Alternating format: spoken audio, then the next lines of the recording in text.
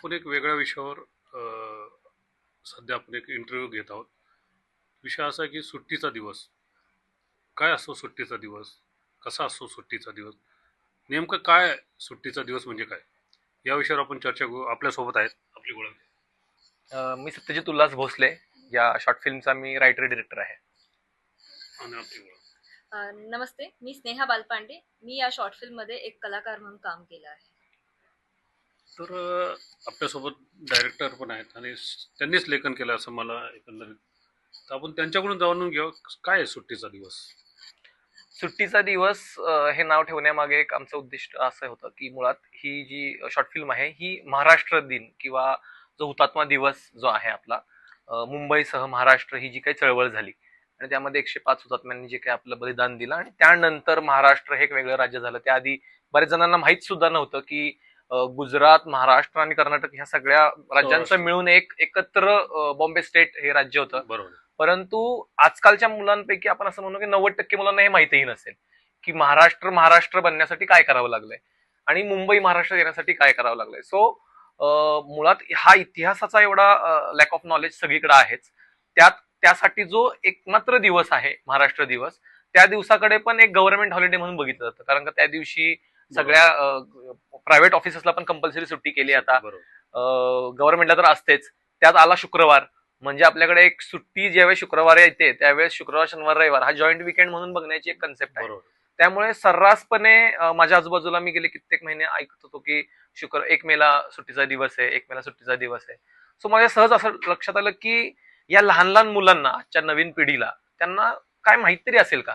ते फक्त याकडे सुट्टीचा दिवस म्हणून बघतात. कारण का पेरेंट्स एकतर उन्हाळ्याच्या सुट्ट्या लागल्यात, पेरेंट्सचं वेकेशन, आउटिंग वेकेशन फिक्स असतं काहीतरी मे महिन्यातलं. सो ओव्हरऑल वातावरण हेच आहे. मग एकीकडे असं वाटतं की एक काळ असा होता की काही वर्षांपूर्वी हे घडण्यासाठी काही लोकांनी आपला जीव दिलाय आणि आज त्या गोष्टीची आठवण म्हणून जे ठिकाण आहे त्याकडे दुर्लक्ष केलं जात आहे आणि त्या दिवसाकडे दुर्लक्ष केलं जाते. सो त्याचं महत्व कुठेतरी जावं, पटावं म्हणून हे दोन्ही दिवस एकत्र आणले आम्ही. की एक म्हणजे टायटल करताना मी असं अरेंज केलं की महाराष्ट्र दिवस लिहिलंय, त्याच्यावर काट मारली आणि खाली लिहिलंय सुट्टीचा दिवस. तर आपण आपली काय भूमिका आहे यात माझी भूमिका एका अशा आईची आहे जी खरोखरच महाराष्ट्र दिवसाला सुट्टीचा दिवस म्हणून बघते आणि मराठी भाषाची उपेक्षा करते. तर तिला असं वाटते की मराठी भाषा आणि मराठी भाषेत बोलणं म्हणजे कमीपणा आहे आणि तेच जर आपण इंग्लिशमध्ये किंवा दुसऱ्या कोणत्याही भाषेत जर बोलत आहोत तर तो मोठेपणा आहे. तर इंग्लिश हीच महत्वाची भाषा आहे आणि मराठी ऑप्शनल आहे, असा एक दृष्टिकोन घेऊन चालणारी जी महिला आहे तिची माझी भूमिका आहे. काय नेमका मेसेज काय देऊ इच्छिता तुम्ही. या चित्रपटामधून, शॉर्ट फिल्म मधून मला हाच मेसेज द्यायचा आहे की बहुभाषिक तुम्ही व्हा, तुम्ही अनेक भाषा बोला, परंतु तुमच्या घरच्यांना सांगा, तुमच्या मुलांना किंवा तुमचे जे नातेवाईक आहे, मित्र आहे, सगळ्यांसोबत तुम्ही मराठी बोला. तुम्ही महाराष्ट्रात आहात तर तुम्ही मराठीकडे दुर्लक्ष करू नका. मराठीला सुद्धा अभिजात भाषेचा दर्जा मिळालेला आहे. तर तुम्हाला मॉडर्न व्हायचं आहे, समोर जायचं आहे, ग्लोबल होण्याच्या नादामध्ये आपल्या मातीला नका विसरू. हाच मुद्दा घेऊन की अभिजित दर्जा जो मिळालाय मराठी भाषेला तो टिकवायला लागतो. तो सातत्य, नाही तर दर्जा मिळाला तो म्हणजे परत निघू पण शकतो. त्यासाठी काय तुम्ही महाराष्ट्रीयन लोकांना, काय मराठी लोकांना, मराठी भाषिकांना काय. मी हे सांगेन जे आम्ही चित्रपटातल्या मांडणीमध्ये सुद्धा दाखवलं आहे की सगळ्यात महत्वाचा जो दुवा आहे, मराठी असो, इतिहास असो, महाराष्ट्राबद्दलची माहिती असो किंवा कुठल्याही प्रकारच्या ऐतिहासिक गोष्टी असो, याबद्दल जर का आपल्याला नवीन पिढीला ओळख करून द्यायची आहे तर जुन्या पिढीचा त्यांच्याशी संवाद असणं गरजेचं आहे. तो संवादच कुठेतरी हरवत चाललाय असं मला वाटतं. म्हणूनच ह्या चित्रपटाची जी काही रचना आम्ही केली त्यामध्ये एक आजी दाखवली आहे, एक सून दाखवली आहे, मुलगा आहे तिचा आणि त्यांची नात आहे. ह्या सगळ्या घटकांना दाखवण्यामागचंच एक उद्दिष्ट होतं की ते असूनच त्यांच्यामध्ये अंतर आहे, त्यांच्यामध्ये जनरेशन गॅप असल्यामुळे तुम्ही हे करू नका, मी हे करायचं नाही, हा सासू सुनेतला वाद, त्याच्यामध्ये भरडली जाणारी नवीन पिढी, हे दाखवण्याचं इंटेन्शनच मुळात हे होतं की हा एक उत्तम पर्याय आहे की संवाद जर का तुमच्यात छान असेल तर मुळातच तुमच्या गप्पा गोष्टींमधून, ऍक्टिव्हिटीज मधून, जसं आपण या चित्रपटात शेवटला दाखवलं आहे की काय केलं पाहिजे. नुसतं हे बोलून नाही चालणार आहे की तुम्हाला मराठीत कमी मार्क्स पडतायत, तुम्हाला महाराष्ट्र दिनाबद्दल माहित नाहीये, फक्त सुट्टीचा दिवस म्हणून बघताय, पण मग त्याला पर्याय काय हे सुद्धा सांगणं गरजेचं आहे. सो हे सुद्धा मी ज्या पद्धतीने सांगायचा प्रयत्न केलाय तशा प्रकारची ऍक्टिव्हिटी घडणं गरजेचं आहे. त्या घडल्या की आपसुकच एक संवाद घडतो. म्हणजे मुलांना तुम्ही समजा एखाद्या किल्ल्यावर घेऊन गेलात तर लहान मुलगा तुम्हाला विचारणार आहे की हे काय आहे बाबा नेमकं, हे कशासाठी आहे, बरोबर. हा संवाद हरवलाय. तो कुठेतरी आपल्याला मिसिंग गोष्ट वाटते. यांनी आता मार्क्सचा विषय काढला, म्हणजे मार्क्स आता 49 10वीचा रिझल्ट पास झाला, हो. declare झाला, तर थोडं त्याविषयी. तर जसं मार्क्स वगैरेची गोष्ट आपण बोलतो की मराठीत कमी असले कोणाला काही वाटत नाही, आणि ते काही वाटणं या स्तरापर्यंत आता आलेलं आहे. नुकतीच 10वीची एक बातमी आली, 10वीच्या निकालाची, आणि महाराष्ट्रात जवळपास 94,000 विद्यार्थी मराठीत नापास झाले आहेत. 94,000. 94,000, त्यापेक्षाही जास्त कदाचित. तर हे जे दुर्लक्ष आपण करत आहोत ते इथपर्यंत पोहोचलंय की आता नापास होत आले आहे विद्यार्थी. तर विचार करा की आपण कुठे पोहोचत आहोत. आपल्याला म्हणजे आपल्या स्वतःच्या मातीबद्दल, भाषेबद्दल, ज्यासाठी 105 जणांनी प्राण दिला की तुम्हाला तुमची ओळख मिळावी, त्याबद्दल इतकी अनास्था आपल्या मनात की आपण पासिंग मार्क सुद्धा मिळवू नाही शकत आहे. तर ही खरंच खरी शोकांतिका आहे. मराठी भाषा किंवा असे काही विषय घेतले त्याच्यासंग ती वादच जोडला जातो, किंवा चॅनलवाले त्याला उचलून धरतात आणि पत्रकार आम्ही बांधलो त्याला वाद व्हावा किंवा वाद निर्माण व्हावा, अशी प्रतिमा निर्माण झाली असं वाटतं का तुम्हाला? मराठी भाषा तसंच काहीच आणि वाद. झालेलं आहे. कारण का काय आहे की आपल्याकडे फक्त मराठी असं नाही, आपल्या समाजातील थोर महापुरुष असतील किंवा मराठीची गोष्ट असेल किंवा महाराष्ट्र ह्या राज्यामध्ये कुठल्याही एखाद्या गोष्टीवर राजकारण करायचं झालं तर ह्या गोष्टींना छेडलं जातं. कारण का ह्या अस्मितेच्या गोष्टी आहेत. इथं लवकर माणूस हळवा होतो आणि यांचा वापर केला जातो. परंतु त्याच हळव्या माणसाला त्या गोष्टींची जाण व्हावी यासाठी कुठल्याही नेत्यांकडून, कुठल्याही राजकीय पक्षांकडून, कुठलेही असू देत, त्यांच्याकडून तितक्याच ताकदीने प्रयत्न केलेले जाताना दिसत नाहीत. म्हणजे आता नुकतीच मराठीवरनच आपल्याला नेमकी आमची शॉर्ट फिल्मची रिलिजिंग होती आणि त्यावेळेस मुंबईमध्ये टॅक्सी चालक आणि रिक्षा चालक यांच्यामधला तो वाद चालू होता. 15-15 वर्ष जे टॅक्सी चालक इथं राहत आहेत ते मराठी बोलत नाहीत, याच्यावरून वाद चालू आहे, परवाने रद्द करायचे. पण त्यांच्याशी स्वतःहून हिंदीत बोलणारा मराठी माणूसच आहे. त्यांना वाटलं नाही मराठी शिकावं, ह्यात आपणच कुठेतरी कमी आहोत. म्हणजे आज आपण जर का बाहेरच्या राज्यात गेलो तर तिथे आपण असं म्हणतो का की नाही नाही मला मराठीच येतं, माझ्याशी मराठीतच बोल. समजा मी टॅक्सीवाला आणि मी समजा युपी बिहारचा आहे तर मी तिथे जाऊन म्हणेन का की मला फक्त हिंदी येतं? नाही, तिथे तुम्हाला ते भाग पाडतात त्यांची भाषा शिकायला. मग ते जर्मनी असू देत किंवा तुमची इंग्लिश असू देत किंवा कुठली भाषा असू देत. मला वाटतं आपल्या माणसामध्ये आपल्या सगळ्या ह्या गोष्टींना घेऊन आहे ना इतकी पोकळता निर्माण झाली आहे ना की आपण फक्त मोठे दिसतोय पण आतून काही नाही उरलेलो आहोत. आणि त्याचाच हा इम्पॅक्ट आता दिसायला लागलाय. मुलं नापास होणं म्हणजे जो स्कोरिंगचा विषय आहे, आमच्या वेळेस संस्कृत मराठी हे स्कोरिंगचे विषय होते का तर ते रोज सहज सोपे असते. इंग्लिश म्हणलं की टेन्शन यायचं की अरे काटावर पास झाले तरी ठीक आहे, कारण का ते चाललं जायचं, कारण का ती तुमची थर्ड लँग्वेज बनते कुठेतरी आणि त्याचा वापर तुम्ही हळूहळू शिकणार आहात. पण जी रोज घरात शिकताय, जी रोज तुमच्या घरात कळली पाहिजे, त्यात तुम्ही नापास होत असाल आज, तर यापेक्षा दुर्भाग्य काय? मराठी विषय घेतला की मराठी विषया बाबतीत पुरुष आक्रमक असतो, संघटना आक्रमक असतात, पण महिला याच्यात कधीच आक्रमक दिसत नाही. याच्यात थोडीशी त्या आजी त्या जरा त्यांचं सांगण्याचा किंवा त्यांनी जे काही दाखवण्याचा प्रयत्न केलाय मराठी, पण महिला आक्रमक का नसतात असं तुम्हाला वाटतं या विषयावर? मराठी जे आजीचं कॅरेक्टर मी जवळून बघितलं आहे त्यावरून मला असं वाटते की महिला थोड्या हळव्या असतात, भावनिक असतात, आणि कदाचित त्यांना म्हणजे मी स्वतःवरून असं सांगू शकते की असं वाटते की भाषा कोणतीही असो भाषा, आणि खास करून ती भाषा जिथे तुम्ही राहता, ज्या राज्यात राहता, भाषा हा नेहमी एक गर्व करण्याचा विषय असला पाहिजे, वाद करण्याचा नाही. आणि त्यामुळेच कदाचित महिला आक्रमक नसतात, पण सायमल्टेनियसली त्यांना असं वाटत असतं की ह्या भाषेचा आपल्याला अभिमान नक्कीच असला पाहिजे, आपल्या भाषेचा. मराठी भाषा म्हटलं म म्हणजे मायेचा, म म्हणजे मराठीचा, म म्हणजे आईचा, ती एकच भाषा जगात अशी आहे की त्याचं शताब्दी वर्ष पण आहे यावर्षी. अखिल भारतीय मराठी साहित्य संमेलनाचं या वर्षीचं शताब्दी वर्ष पण आहे. मराठी भाषेला दर्जा पण मिळाला, परंतु मराठी भाषेबाबतीत वाद पण तितकेच आहेत.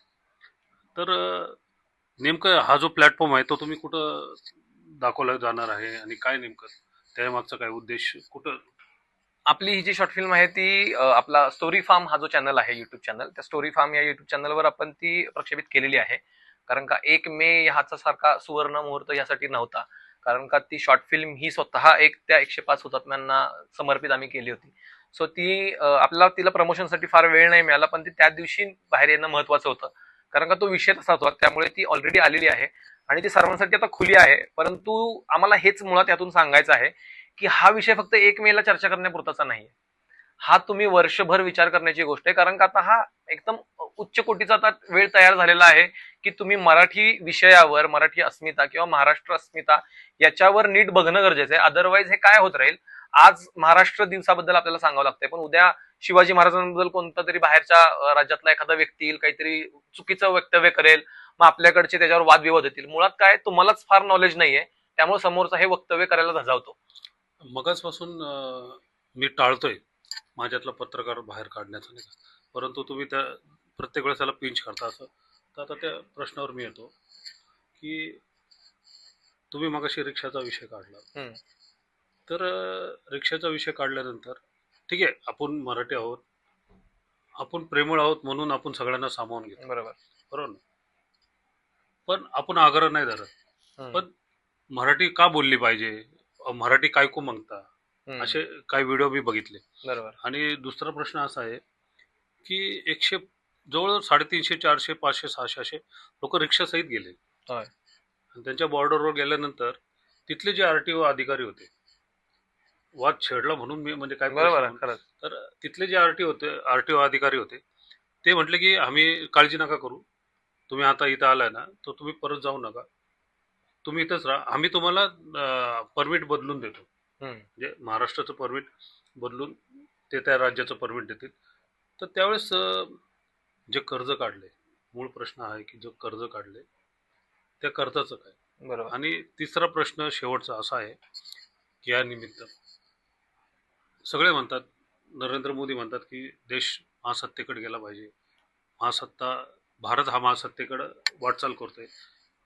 पण एकट्या मुंबईचा किंवा एकट्या महाराष्ट्रावर हा लादलेला सगळा बोजा आहे. सर्व परप्रांतीय प्रत्येक राज्यातून आपल्याकडेच येतात. मग इथं पाण्याचा प्रश्न आहे, नोकरीचा प्रश्न आहे. सोबत मला एक प्रश्न आहे तुम्हाला, महाराष्ट्राचा किंवा मुंबईचा विकास झाला म्हणजे देशाचा विकास होईल समजायचा का. आणि दुसरा की सर्व राज्यांचा विकास झाला म्हणजे महासत्ता, नेमकं काय. मुळात ह्या गोष्टीकडे बघण्यासाठी आपल्याला थोडा इतिहासाचा जर का आपला अभ्यास असेल ना, तर आपण कदाचित असं नाही स्टेटमेंट करणार की एक राज्य मोठं केलं तर सबंध राज्य आपलं मोठं होतं, देश मोठा होतं. म्हणजे राज्य म्हणजे त्या काळातलं जे काही राज्य म्हणायचे, की एक गाव मी मोठं केलं तर त्या काळामधली तुम्ही राज्य पद्धती जर का बघितली इतिहासातली, आपण जर का डोकावून बघितलं, तर शिवाजी महाराजांचा जरी आपण इतिहास बघितला तर प्रत्येक गावातल्या माणसाला पोटास लावण्याचं जे काही त्यांनी काम केलंय. सो त्यांनी असं केलंय का की मला, मी पुण्यात आलोय तर मी पुण्यातल्या लोकांचा विचार करतो, माझ्या जहागिरीचा विचार करतो, माझ्या लोकांचा विचार करतो, तसं नाही. तर प्रत्येक माणसाला पोटाला लावायचंय, म्हणजे प्रत्येक माणूस ज्या दिवशी मोठा होईल त्या दिवशी हा देश मोठा होणार आहे. मग इथं राज्यांचा तर प्रश्नच येत नाही. म्हणजे एक राज्य महाराष्ट्रासारखं जे भरून वाहत आहे, मला त्याचा विकास म्हणजे आता कळत नाही नेमका विकास म्हणजे काय. बरोबर. म्हणजे येणाऱ्या लोकांच्या सोय करत जाणे ह्याला विकास म्हणायचं का. बरोबर. आज एक फ्लायओव्हर बांधलाय, त्याच्यावर 4था फ्लायओव्हर बांधायचं उद्घाटन सुरू होतंय, बरोबर. ह्याला विकास नाही म्हणत. ह्याला तुम्ही काय म्हणता, तुम्हाला गरजा भागवण्यासाठी तुम्ही लादत चाललाय काँक्रिटीकरण.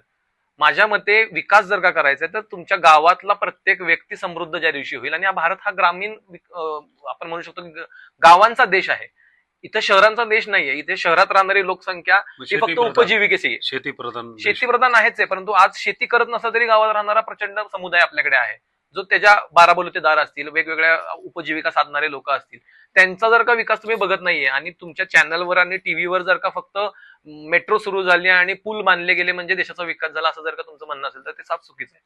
सो माझं तर म्हणणं याबद्दल स्पष्ट आहे की प्रत्येक व्यक्तीचा जोपर्यंत विकास होत नाही, जे शिवाजी महाराजांनी बांधलं की प्रत्येक रयतेच्या माणसाला पोटास लावायला, आणि त्यांनी ज्या पद्धतीनं काम केलेलं आहे की लोकांना पांगळं नाही केलंय, तर लोकांना कर्जबाजारी झालेल्या लोकांना कर्ज फेडण्यासाठी प्रवृत्त केले, त्यांची कर्ज माफ करून त्यांना पांगळं नाही केलेलं. कर्जाचं काय होणार, जे रिक्षा तिकडे गेल्यात तर मग बँक तेच आहे की तुम्ही तुमची उपजीविका साधण्यासाठी तुमच्या गावात न राहता तुम्हाला जर का एवढ्या लांब यावं लागत असेल, तर याचा अर्थ तुमची राज्य जी काय आहेत ती अधोगतीकडे झालेली आहेत. तुम्हाला रिक्षा सारख्या गोष्टी काय फार मोठा बिझनेस नाही मिळत असेल, मला वाटतं त्यातून 40-50 हजार रुपये महिन्याला कमवत असतील ते लोक, त्यासाठी त्यांना आपल्या घरच्यांना सोडून इथे यावं लागत असेल. स्वतःची त्यांची पण मायभाषा आहे, त्यांची मायबोली आहे, त्यांचा अभिमान स्वाभिमान सगळं आहे, ते सोडून तुम्हाला इथे यायचं आणि इथल्या लोकांच्या, मराठी लोकांच्या शिव्या खाव्या लागतात, आज नेत्यांच्या शिव्या खायला लागतात, पॉलिटिकल लोकांची गुंडगर्दी थोडीफार प्रमाणात चालत राहते. ह्यात हा डिबेटचा विषय झाला शेवटी, ह्याला दोन्ही बाजू असतात. नाही, आपण सकारात्मक घेऊ. आणि सकारात्मक आणि शेवटचा असा कळीचा मुद्दा आहे की तुम्ही इथे येता, इथे पैसे कमवता, इथे मोठे होता, आणि आमच्याकडून तुमच्या घरी पण पैसे जातात. बरोबर. हे सगळं खरं असताना मग इथल्या भाषेचा, इथल्या माणसांचा आदर केला पाहिजे का नाही? 100% मुळातच काय आहे की हा माजुरडेपणा कुठून आलाय, तर मुळात इतके वर्ष महाराष्ट्रात राहतोय आपण आणि मराठी आपल्याला येत नाही तरी काही बिघडत नाहीये. आपलं भागतंय, आपले दर महिन्याला पैसे आपल्या घरी जात आहेत आणि आपल्याला इथं अडवणारं कोण नाही. अनेक रिक्षाधारक तिथंच घरदार नसताना परमिट मिळतं कसं, रिक्षात झोपून त्यांना कुठल्या बेसिसवर परमिट मिळतं आज, आणि ते कुठल्या पद्धतीनं इलिगलिटी हे करू शकतात हे त्यांना माहिती आहे. इथलं सरकारच जर का त्यांना परमिट इलिगली देतंय तर हा त्याच्यावर म्हणजे चालू आहे. 5 लाख परमिट होते, बरोबर 15 लाख परमिट दिले गेले, बरोबर. ते 10 लाख परमिट आले कुठून? हा मूळ प्रश्न आहे. मूळ प्रश्न तिथूनच येतो ना, की त्यांचं असं म्हणणं आहे की आमचं भागतंय तर आम्ही का भरू. आणि विषय इथून येतो की मुळात इथे ती जी अभिजात मराठी भाषा आहे ही यायला आपल्याला इच्छा निर्माण होणं यासाठी तसं वातावरण इथं पाहिजे, ते नाहीये. आणि त्यात त्यांचा तो माजुरडेपणा आत्ता तयार झालाय. ते कुठलाही व्यक्ती एका नवीन शहरात एका गावात जातो, तो सुरुवातीपासून असा माजुरडा नसतो. तो तिथे राहतो आणि ज्या दिवशी त्याला कळतं ना की आपलं सगळं भागतंय काही न करता, त्या दिवशी तो माज येतो. पुन्हा एकदा शेवटचा प्रश्न घेऊ आपण आणि मूळ विषयावर येऊ आपण. तुम्ही जो सुट्टीचा दिवस ही जी वेब सिरीज म्हणा किंवा शॉर्ट फिल्म. शॉर्ट फिल्म काढली, त्याचा उद्देश काय होता आणि काय संदेश तुमचा द्यायचा जनतेला? मी एकच संदेश देईन की जसं मगाशीच सुरुवातीला पहिल्या प्रश्नाला मी सांगितलं की आपल्यातला संवाद म्हणजे आजीचा नातवाशी संवाद, आई वडिलांचा मुलांशी संवाद हा हरवत चाललाय. घरातलं डिस्कशन हे इंग्लिशमध्ये चाललंय, अभ्यासापुरतं चाललंय, आणि अभ्यासाचा आणि कामाचा ताण वाढला की सुट्टीपुरतं चाललंय. याच्या पलीकडे काही गोष्टी आहेत, परंपरा आहे, सण रूढी आहेत, इतिहास आहे, याच्याकडे दुर्लक्ष केलं जाते. सो मला असं वाटतं की या गोष्टींमध्ये विपर्यास निर्माण न करता याच्यामध्ये संवाद आणला तर कदाचित सगळ्या गोष्टींवर पर्याय आपल्याला मिळत जातील. आणि जसं या शॉर्ट फिल्म मध्ये आम्ही शेवटला एक मेसेज दिलाय की मग करायचं काय, सुट्टीचा दिवस आम्ही एन्जॉय नाही करायचा का, तर तो करता येतो, पण ते करण्याची पद्धती असतात. त्यामध्ये तुम्ही स्वतः संस्कृती जपण्यासाठी सुद्धा एन्जॉय करू शकता. अशा वेगवेगळ्या छटा आहेत. सो आम्ही ह्यामध्ये कुठला वाद निर्माण करण्यापेक्षा एक पर्याय किंवा विचार करायला भाग पाडणं जास्त अपेक्षित ठेवलं. त्यामुळे प्रेक्षकांनी ही शॉर्ट फिल्म बघावी आणि मग स्वतः विचार करावा आणि मग तुमचं मत यावर सांगावं की काय केलं पाहिजे ही मराठी टिकवण्यासाठी आणि हा महाराष्ट्र दिवस टिकवण्यासाठी. हा, एकूण कलाकार आणि कोण आणि जनतेला पुन्हा एकदा कलाकारांबद्दल आपल्या समोरच आता आपल्या सोबत आहेत स्नेहा बालपांडे मॅडम. आणि स्नेहा मॅडमचं जे कॅरेक्टर होतं की एक मराठी घरामधली एक IT कंपनीत काम करणारी एक सुशिक्षित तरुणी, आणि त्यांचा असा समज असतो की शाळेमध्ये ओव्हरऑल पर्सेंटेज चांगले पडलेत ना, मग मराठीत किती कमी पडले असेल तरी ती मराठी ऑप्शनल लँग्वेज भाषा आहे, त्यात चालते, आपल्याला काय प्रॉब्लेम नाही, मुलीला इंग्लिश येते का हे महत्वाचं आहे. अशा धाटणीची स्नेहा मॅडमनी आई साकारली आहे. आणि ते साकारताना लकीली आमच्या असं झालं ना की महत्वाचे 3 कॅरेक्टर होते, आजी, सून आणि नात.